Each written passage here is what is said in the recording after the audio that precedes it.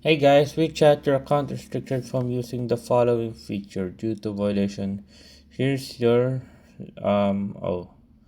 So hey guys, in today's video, a WeChat says your account is restricted from using the following feature due to violation. It usually means WeChat has limited one or more function on the account. So check exactly which feature is restricted. Read the message carefully. WeChat may tell you whether the restriction affects message, adding friends or like contacts, discovers or whatnot right there.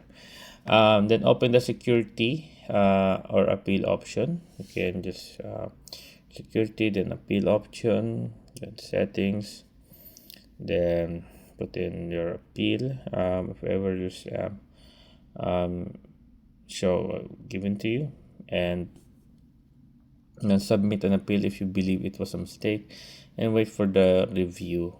Avoid activity that cause the restriction. Don't continue behavior that may violate WeChat rules, such as spam, fraudulent activity, or prohibited marketing. WeChat has recently emphasized enforcement against prohibited products marketing with serious violation, potentially resulting in permanent account suspension.